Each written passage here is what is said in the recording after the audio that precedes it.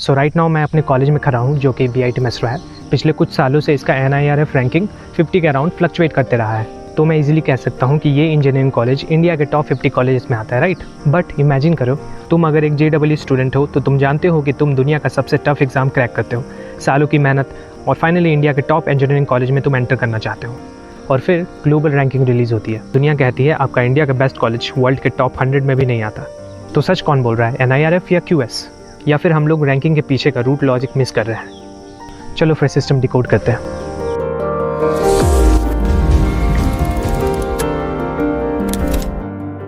तो इस वीडियो के थ्रू हम लोग थोड़ा सा डीप जाएंगे और समझेंगे कि NIRF रैंकिंग और बाकी जितना भी रैंकिंग रिलेटेड डिसीजंस होते हैं ना स्टूडेंट्स के, वो इस पर्टिकुलर डिस्कशन से कितना ज़्यादा चेंज होता है सोचने का तरीका। तो मानना ये है कि रैंकिंग यूनिवर्सल सच है, बट एक्चुअली वो बस एक वेटेड फार्मूला ही है। मतलब जो फार्मूला बनाता है वो रूल्स बनाता है, रूल्स चेंज विनर चेंज। तो 2015 में गवर्नमेंट ने NIRF लॉन्च किया। क्यों भाई, अब तुम समझो।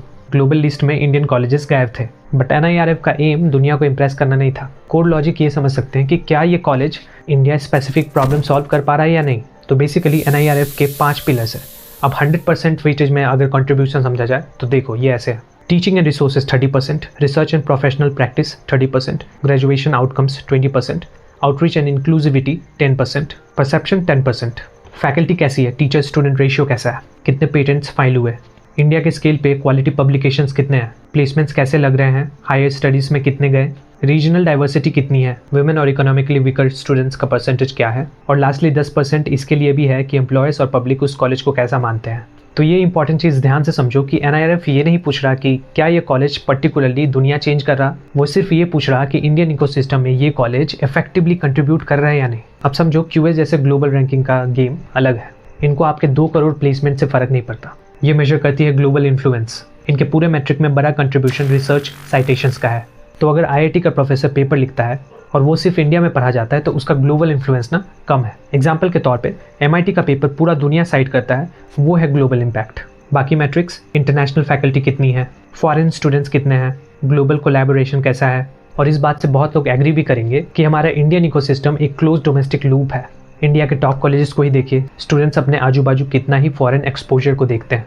अगर ऐसा हो पाता तो बहुत ज़्यादा डाइवर्सिटी होता। हाँ, ये बात ज़रूर है कि India globally brilliant students produce करता है, पर global rankings brilliant research ecosystems को रिवर्ट करती है। एवरेज इंडियन स्टूडेंट डे 1 से प्लेसमेंट और कोडिंग के पीछे भागता है, क्योंकि देखो ना, प्रायोरिटी ही मैक्सिमम इंडियन स्टूडेंट्स के लिए फाइनेंशियल स्टेबिलिटी है। और इसमें स्टूडेंट्स की भी कोई गलती नहीं है, हमारा सिस्टम ही ऐसा है। और शायद इसीलिए इंडिया में BTech को ही सबसे ज़्यादा हाइप किया जाता है शॉर्ट रन में तुमको अच्छा पैकेज दिलाने में।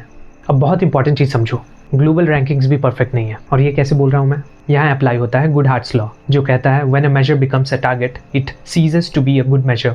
मतलब जैसे ही कॉलेजेस को पता चला रिसर्च से रैंक बढ़ती है, उन्होंने लो क्वालिटी पेपर्स मास पब्लिश करना शुरू कर दिया। साइटेशन रिंग्स बनाए जहाँ प्रोफेसर्स एक दूसरे को आर्टिफिशियली साइट करते हैं। तो स्लाइटली हम लोग ये मान सकते हैं कि रैंकिंग थोड़ा सा ना एक्चुअल ट्रूथ ज़रूर छुपाता है, जो दिखाता है कि कौन फार्मूला को बेस्ट हैक कर सकता है। That this if you are a JEE student, ये तुम्हारे लिए हेल्पफुल कैसे हो सकता है? ये जितना भी इन्फॉर्मेशन मैंने बताया वो कैसे हेल्पफुल है तुम्हारे लिए?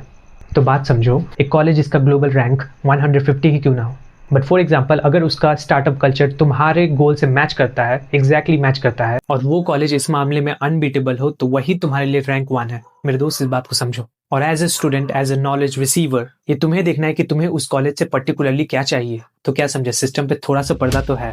तो क्या भैया सारा डेटा गलत है? अरे नहीं, मैं तो तुमको सिर्फ रूट लॉजिक समझाने आया था। Use it for data but don't let it dictate your logic. And this is 3C Abhishek signing off. To be your friend, I